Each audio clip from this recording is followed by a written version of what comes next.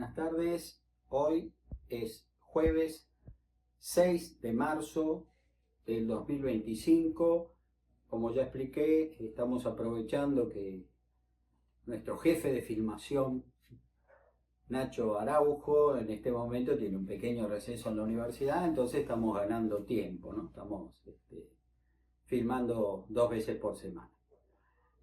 Bueno, el otro día, en la última charla, yo les comenté que se va a sancionar un decreto muy importante en la historia de nuestra soberanía en las Islas Malvinas, que es el nombramiento de Bernet.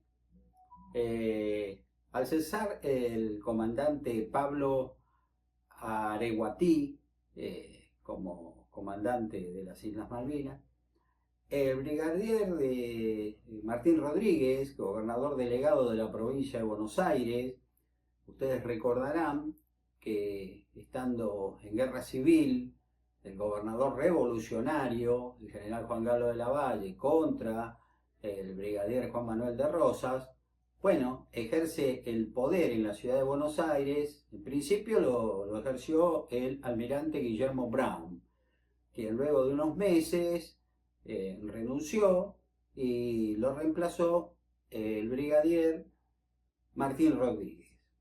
Aclaro esto porque quizá algunos se confunden, estamos en 1829 y Martín Rodríguez fue gobernador en 1821, ¿no es cierto? Entonces vuelve a ser gobernador ahora de la provincia de Buenos Aires. Se nombra, Martín Rodríguez nombra, el miércoles 10 de junio de 1829 a Luis Bernet como comandante civil y militar de las Islas Malvinas y las adyacencias al Cabo de Hornos. A continuación voy a dar lectura a este documento tan importante que es, vuelvo a repetir, perdón por la redundancia, es sumamente importante para el reclamo de nuestra soberanía en las islas. Dice así: cuando, por la gloriosa revolución del 25 de mayo de 1810, se separaron estas provincias de la dominación de la metrópoli, la España tenía una posesión material en las Islas Malvinas y de todas las demás que rodean el Cabo de Hornos, inclusive la que se conoce hoy bajo la denominación de Tierra del Fuego, hallándose justificada aquella posesión por el derecho del primer ocupante, por el consentimiento de las primeras potencias marítimas de Europa y por la adyacencia de estas islas al continente que formaban el virreinato de Buenos Aires, de cuyo gobierno dependía.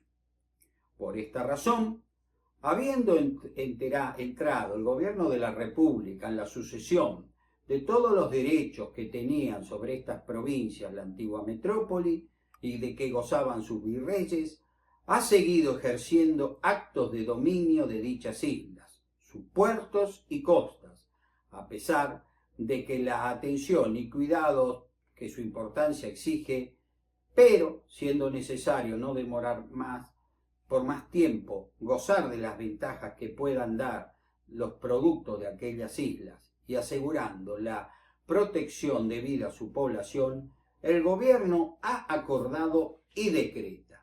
Artículo primero. Las Islas Malvinas y las adyacencias al Cabo de Hornos en el mar Atlántico serán regidas por un comandante político y militar, nombrado inmediatamente por el gobierno de la República. Artículo segundo. La residencia del comandante político y militar será en la isla de la Soledad y en ella se establecerá una batería, o sea, cañones, bajo el pabellón de la República. Artículo tercero.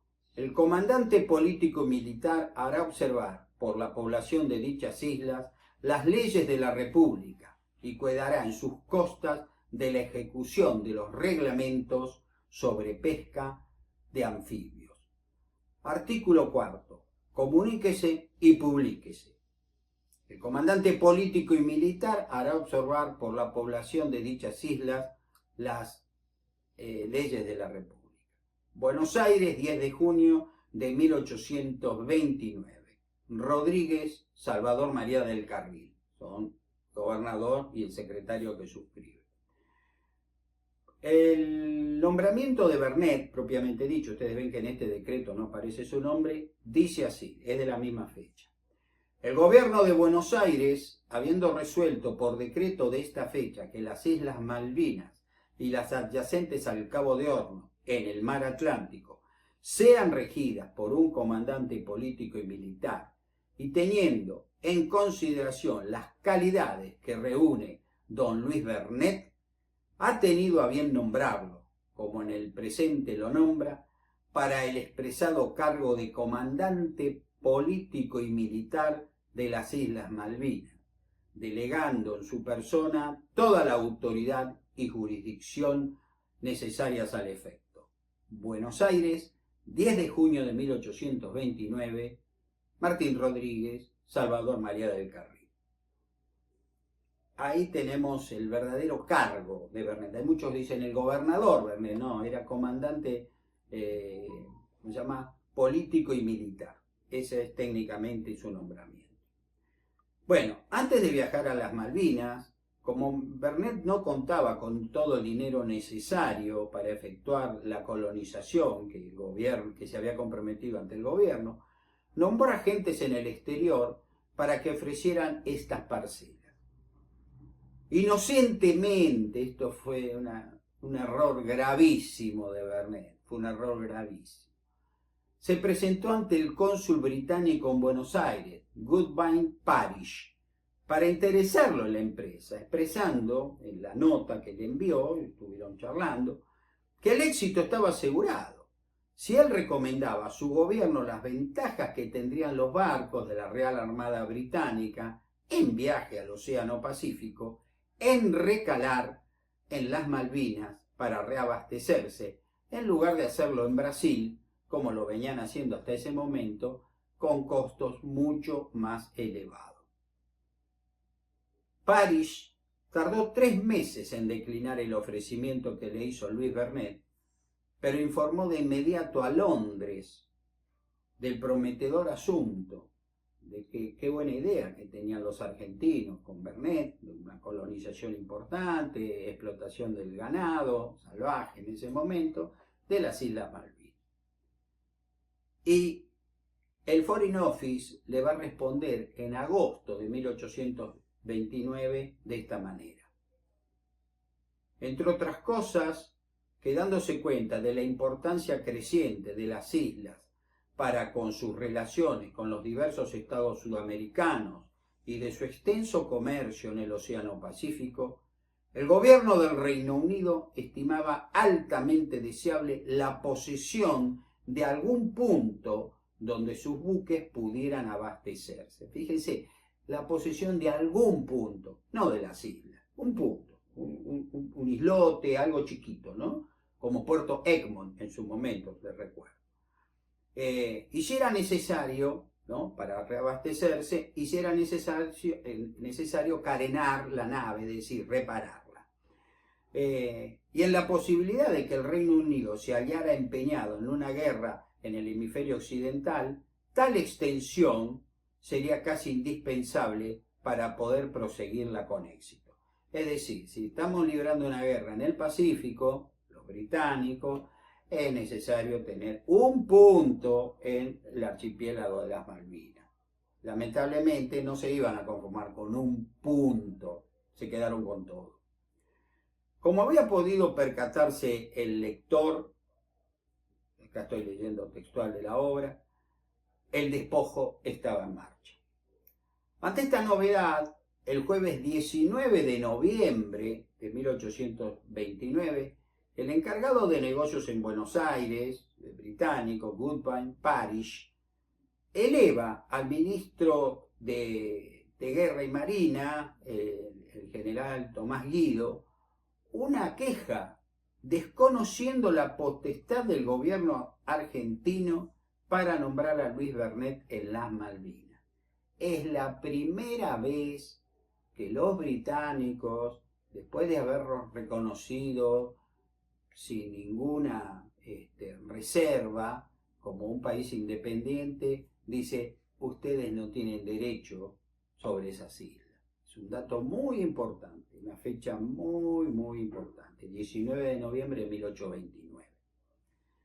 La nota, por improcedente, no le fue contestada, directamente se archivó. Hacía 9 años que nuestro país ejercía pacífica y pública posesión de las Islas Malvinas. Y ningún país, inclusive el gobierno de su graciosa majestad británica, elevaron una sola nota de protesta. Lo aceptaron. Pero ahora, viendo las grandes posibilidades que Vernet, repito, inocentemente, como que le abrió los ojos a París, dijeron, no nos podemos quedar afuera de esto. Son muy importantes esas islas, como punto de recalada, reaprovisionamiento o para carenar nuestras naves. Así que Argentina no tiene ningún derecho a nombrar a Vernet como comandante político y militar. Bueno, por ahora vamos a dejar la cosa ahí, seguimos con el relato histórico.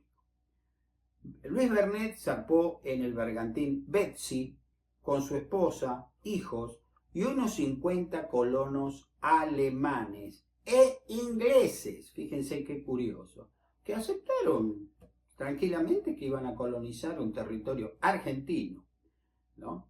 Y esta gente transportó herramientas, útiles de labranza, como así también los muebles para sus hogares, ¿no es cierto? O sea, efectuaron una importante mudanza, ¿no es cierto? Se iban a afincar en un territorio, como lo habían hecho, recordarán, los colonos franceses de Saint-Malo, los maluines, cuando fueron llevados allí sanamente, porque no tenían ningún interés espurio, creían que las islas eran de nadie, el capitán de fragata Luis Antonio de Bungaville, tema que ya me he referido, solo lo estoy nombrando para recordarlo, ¿no es cierto?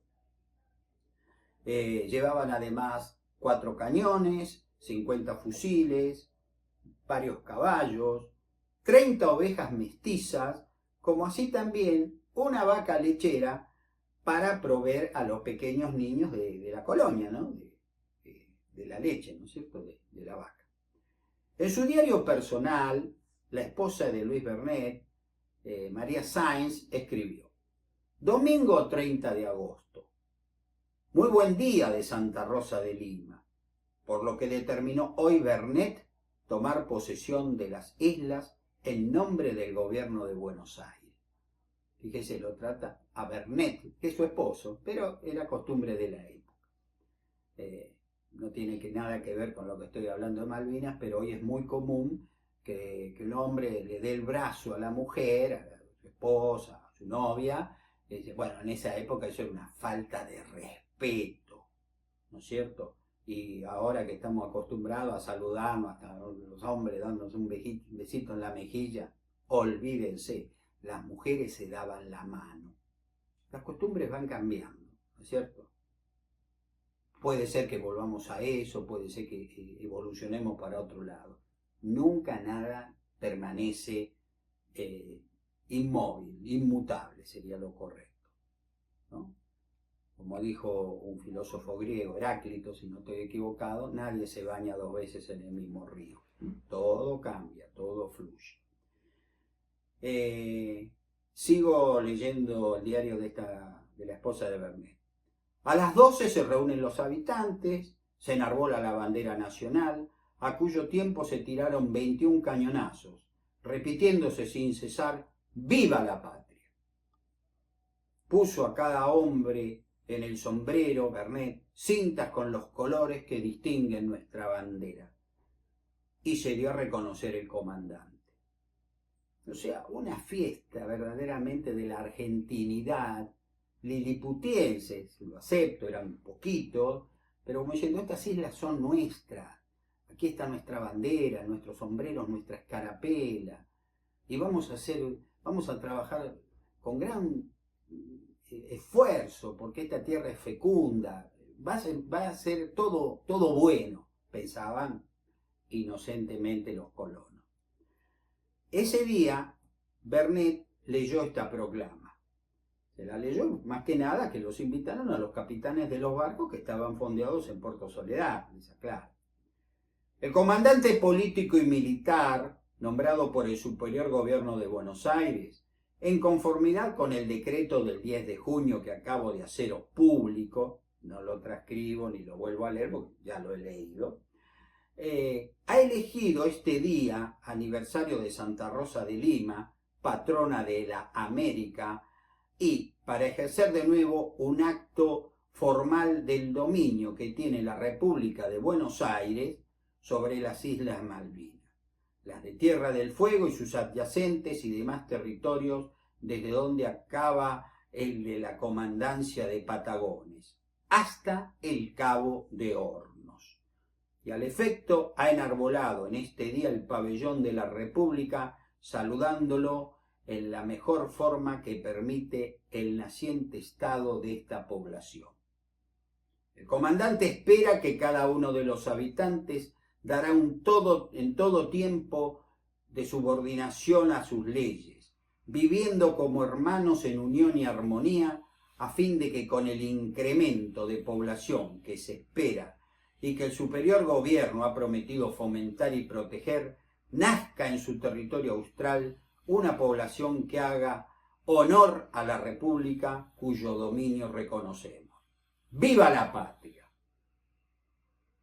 Si contra aquellos que por tener oficios tales como herreros, zapateros y sastres le dedican la mayor parte del tiempo, es decir, es un agregado que se hizo como diciendo necesitamos gente que venga a trabajar.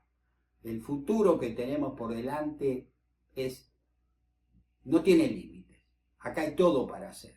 Y vuelvo a repetir, en el fondo, por una cuestión capitalista, vamos a ganar buen dinero. La población existente en la colonia. Ahí escribo. Para el año 1831, o sea, un año y medio después, se calculaba en 1,5 centenar de personas la población estable de la colonia. O sea, 150 personas. Evidentemente fueron llegando más, algunos de barrio, no, qué bueno, me voy a quedar. Todo funcionaba perfectamente. Se faenaba ganado, en la época que había que hacerlo, se curtían los cueros, en fin, todo iba viento en popa a toda vela. Quizás, lamentablemente, iba demasiado bien. Pero bueno, ellos no sabían. Con el diario del lunes todos somos vivos, ¿no es cierto? Los nuevos colonos al llegar recibían tierras, semillas y herramientas, naciendo así una gran camaradería, y llegaba gente de todas partes de nuestro país, porteños, cordobeses, entrerrianos, santafesinos y también indios tehuelches de Chubut, como lo expliqué en la última charla, ¿no? De la península de Valdés. A esto deben sumarse escoceses, españoles, genoveses, esclavos jóvenes que obtendrían su libertad trabajando allí por 10 años.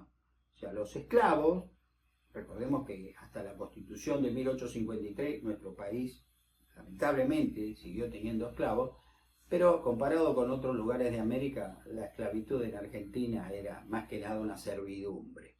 No se producían actos abusivos, terribles contra los esclavos. Eran gente de confianza y a la mayoría de ellos, cuando los amos viejos se morían, en su testamento escribían que los manumitían, es decir, que los liberaban de la esclavitud. O sea, no digo que era linda la esclavitud en nuestra patria, no estoy diciendo eso, pero sí que estaba muy, muy atemperada comparándola con otros lugares de América, Brasil, Perú, Colombia, México. Ahí la cosa fue muy, muy brava, especialmente en Brasil. Acá, vuelvo a repetir, más se acercaba a una servidumbre. La población era empleada en la agarrada y domesticación del ganado alzado, en la construcción de corrales, ranchos y tambos. Acuérdense que Bernet llegó con una vaca. Bueno, ahora ya tenían varias vacas que podían ordeñar, se hacían queso, se tenía leche para las criaturas, ¿no es cierto? Queso y manteca. ¿no? Acá estoy leyendo, queso y manteca, en el cultivo de huertas, en la construcción de las casas de piedra, en la matanza de conejos y salazón de pescados, en la caza de anfibios, etc. Es decir, había trabajo diferente para todos y la verdad que faltaba mano de obra. 150 personas tampoco es una multitud, pero antes no había casi nadie, muy poca gente. Los que tenían un oficio, tales como herreros, zapateros y sastres, se dedicaban a su tarea con mucho éxito. Permanentemente llegaban barcos que andaban por esa zona del mar austral, cazando focas o viajando hacia el Pacífico o volviendo del Pacífico. Y claro, llegar a las Malvinas, a Puerto Soledad, era algo fantástico. Tenían un lugar donde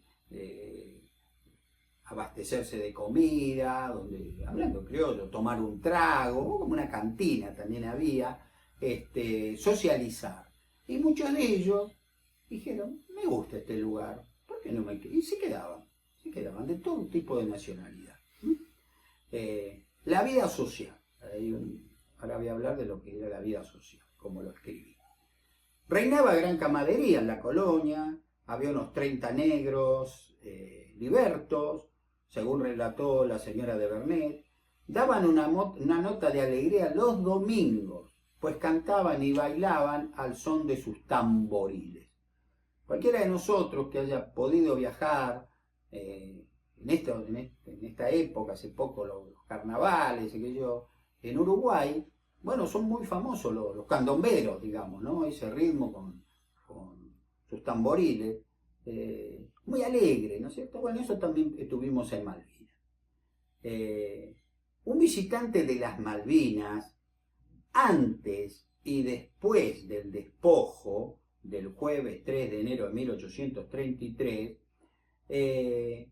fue el capitán Roberto Fitzroy, el comandante de un barco que estaba por esa zona, en la zona de Tierra del Fuego, cumplimentando una orden dada por el almirantazgo británico. El barco en el que se desplazaba no era muy grande, se llamaba Beagle. Y en este barco, yo adelanté un poco en otras charlas pasadas, viajaba un joven científico de 22 años que con sus ideas trastocaría el pensamiento de la humanidad. Ya saben de quién hablo, Carlos Roberto Darwin. Fitzroy escribió: la colonia ocupa la mitad del contorno de una caleta que tiene estrecha entrada desde la sonda marina. En tiempo de los españoles dominaban esa entrada dos fuertes, ambos en ruina ahora, de los que solo uno se utiliza para encerrar ganado salvaje entre sus muros circulares cuando se le arrea desde el interior de la isla. El gobernador, él le da el nombre, Fitzroy, el gobernador Luis Vernet me recibió con cordialidad, está muy bien informado y habla varios idiomas. Yo eso ya lo había dicho. Su casa es larga y baja, de un solo piso y paredes muy gruesas de piedra. Encontré allí una buena biblioteca de obras españolas, alemanas e inglesas. Durante la comida se sostuvo animada conversación en la que tomaban parte el señor Vernet, su esposa, el señor Brisbane y otros. Por la noche hubo música y baile. Miren qué anécdota tan interesante, ¿no? En la habitación había un gran piano. La señora de Vernet nos dejó oír su excelente voz, que sonaba un poco extraña, en las Falkland, Malvinas. Estoy hablando que esto lo escribió el capitán Fitzroy, ¿no?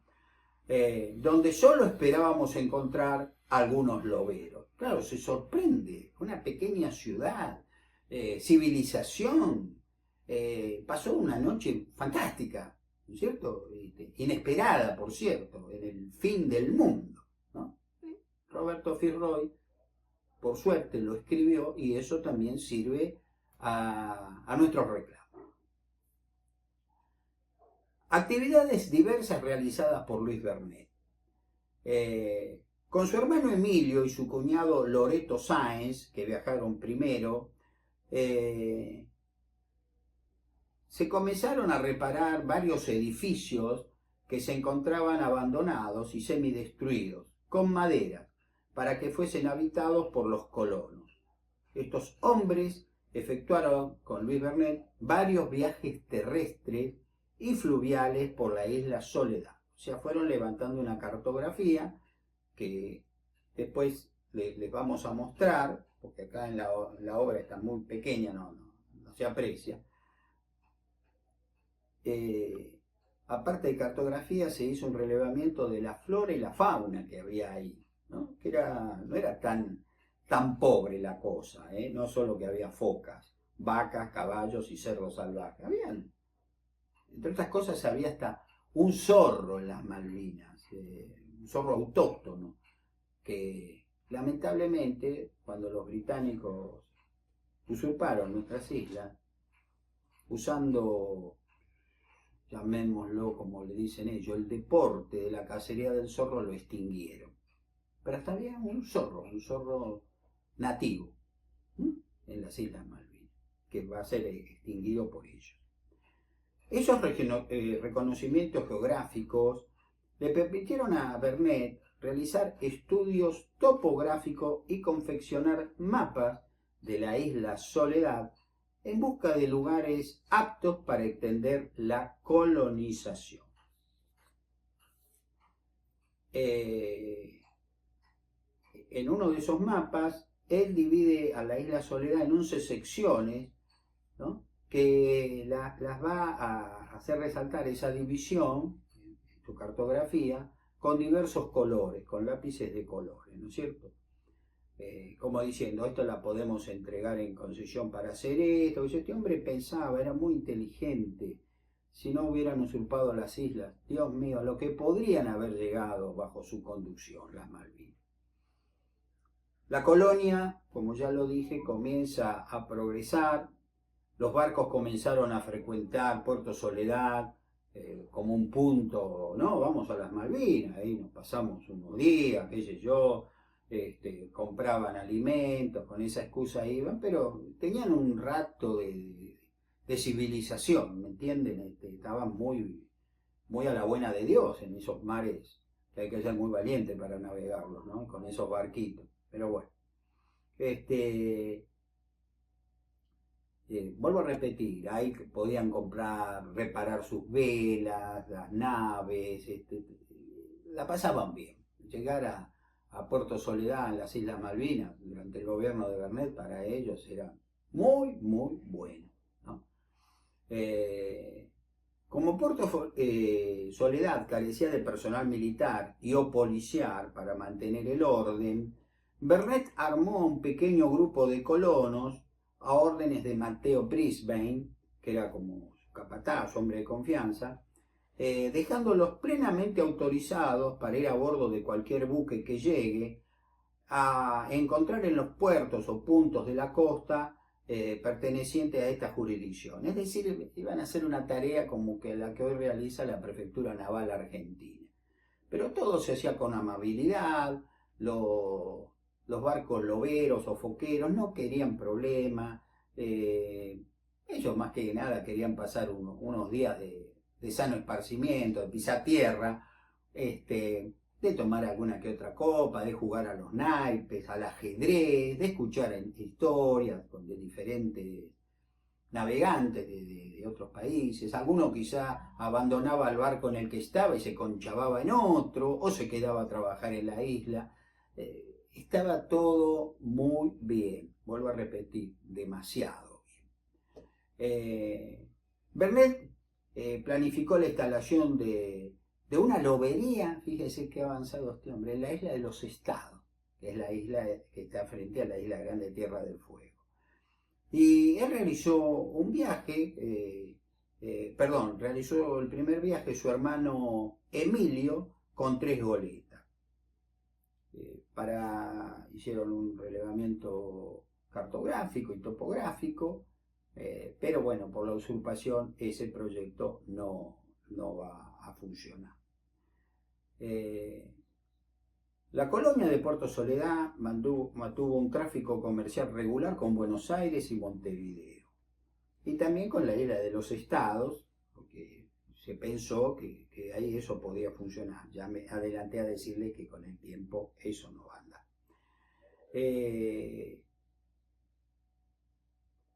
Y también se sabe que desde las Islas Malvinas llegaron a la isla Georgia del Sur, a la isla de San Pedro, que demuestra la pericia y el coraje de esos colonos de navegar en esas cascaritas de nuez, en uno de los mares más dificultosos del mundo, más difíciles de navegar. Si bien no eran muchos los habitantes de ahí, se fundaron dos pequeños villorrios, ¿no? Puerto Soledad y una especie de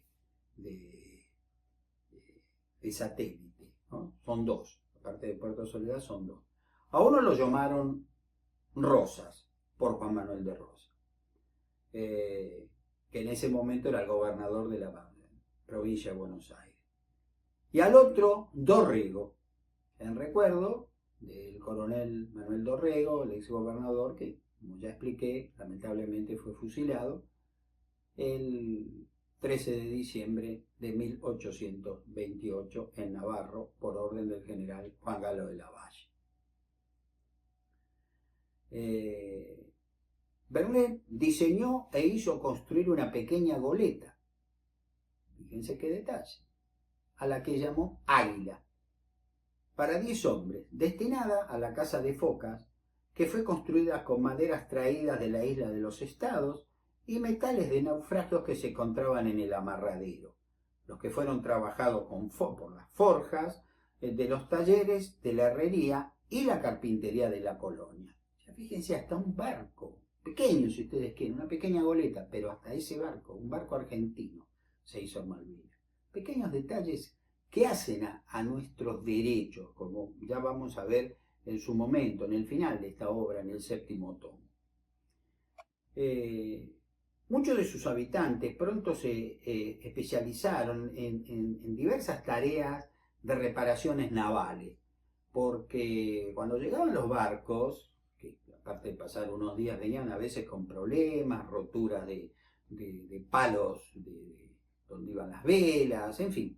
Y esta gente se hicieron hábiles carpinteros, y bueno, eran como los chapistas de la época, ¿no? Venían los barcos con algunos problemas, entraban ahí en dique seco y verdaderamente los reparaban, cosa que para ellos era muy importante, porque no tenían que viajar a Buenos Aires y o Montevideo. No, lo arreglaban en Malvinas y enseguida volvían a las cacerías, ¿no es cierto? Hasta de ballenas, que también se cazaban en esa época.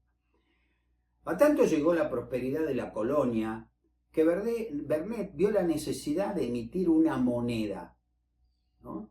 Para agilizar las actividades económicas, porque mucho se hacía con monedas de diversos países, se confiaba que eran de oro y plata, se las partía en mitades, en cuartos, qué sé yo, pero Vernet tuvo la inteligencia de decir, vamos a emitir una moneda, un vale vendría a ser, que yo cuando ustedes vean esta charla va a aparecer, pero acá no se lo muestro porque es muy chiquito, pero filmado y con la magia de Nacho, ustedes lo van a poder observar. Y era un vale, ¿no? Acá yo el que muestro es de 10 pesos, que se canjeaba por mercaderías. Y esa es otra demostración cabal de nuestra soberanía sobre las Islas Malvinas. Habíamos emitido papel moneda. Entonces, qué sé yo, venía un capitán de un barco estadounidense y compraba, qué sé yo, no sé, un ancla porque la había perdido, ahí se la vendían, y bueno, este hombre de pronto recibía envuelto, le entregaba dólares o monedas de oro, o si era un inglés, libras esterlinas, y el vuelto, que generalmente siempre se le daba en moneda de las Malvinas. ¿Y qué hacían con ese dinero? Lo gastaban en la cantina, comprando bebidas, jugando a los naipes, es decir, era moneda de circulación. Eh, Repito, esto es importantísimo para defender nuestros derechos. Y lamentablemente nunca se nombra esto. No quiero decir que soy el único que lo ha nombrado, pero verdaderamente no se resalta la importancia de circular moneda. En una pequeña población de 150 habitantes más los marinos de todas las banderas del mundo que ahí recalaban, que lo usaban para comprar pequeñas cosas. Uno iba a comprar, no sé, una bolsa de harina, pongamos, ¿no? Que tenían de Buenos Aires. Y entonces dice, ¿cuánto vale? Bueno, 30 pesos. Y él tenía moneda de Malvinas y entregaba esa moneda y se llevaba la bolsa de harina. ¿Entienden? Se dejó de recurrir al trueque, que es una de las cuestiones comerciales más primitivas.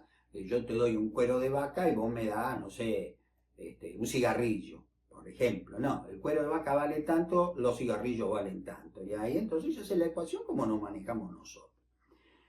El gobierno argentino, no me quiero extender mucho más, ya no tengo más tiempo, lo voy a seguir en la próxima charla, intenta detener la depredación sobre la fauna de las islas.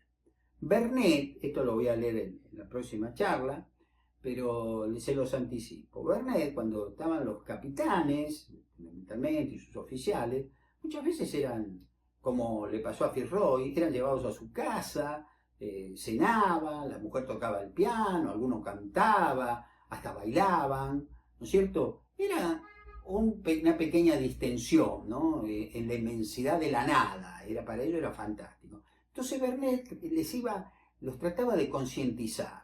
Miren, no pueden llegar a un lugar y matar todas las focas o los terneros de la vaca o los potrillitos, no. Tienen que permitir que los animales se reproduzcan y entonces al haber muchos, no importa que se los case, porque siempre va a haber. Pero si ustedes lo único que hacen, llegan a un islote y matan todas las focas, grandes, mozas y chiquitas, ¿no? Como diría el Martín Fierro, va a llegar un momento que no va a haber más, se van a acabar. Y muchos entendían eso. Decían, bueno, sí, la verdad es que tiene razón. En vez de matar una mamá que está amamantando a su cría, bueno, tratemos de matar, por ejemplo, un toro viejo, que fundamentalmente lo matamos, lo sacrificamos por el cuero. Entonces las vacas pueden amamantar a sus crías hasta que éstas crecen y se viven sin la tutela de la madre, digamos, ¿no es cierto? O sea, ya por su cuenta. Entonces siempre hay ganado, si no es la extinción. Muchos capitanes le daban la razón a Vernet. Y yo pienso que durante los años en que él estuvo, fundamentalmente yo creo que hasta en algunos casos se habrá generado una cierta amistad, porque esos barcos balleneros o foqueros muchas veces llegaban a Buenos Aires y transbordaban lo obtenido en las cacerías, en las bodegas de barcos que lo llevaban a Estados Unidos o Europa, y ellos volvían al sur. Y generalmente, porque es una cosa habitual, traían mercaderías usaban el viaje de regreso trayendo mercaderías para la colonia, que por supuesto ganaban un dinero, y por qué no también algún objeto personal para la familia Vernet como agradecimiento por el buen trato dispensado. Así que bueno, mis queridos amigos, ya por hoy creo que han tenido un panorama de una pequeña pero pujante colonia que ese gran hombre, el alemán Louis Vernet, erigió, con la ayuda de muchos familiares y de muchos colonos, aún ingleses, que estaban perfectamente adaptados y consideraban totalmente que ese era territorio argentino. Ellos no estaban en los entretelones del almirantazgo o del gobierno británico, eran gente simple. Como yo siempre digo, yo no tengo nada particular contra los ciudadanos británicos, ¿eh? Acá el tema son las autoridades, los gobiernos. El pueblo británico, como me habrán escuchado en más de una oportunidad y me van a seguir escuchando, es digno de respeto y es un pueblo muy, muy valiente. Y yo ante eso, chapó, yo me saco el sombrero. Han sido ustedes muy amables. Nos veremos el martes que viene. Muchas gracias.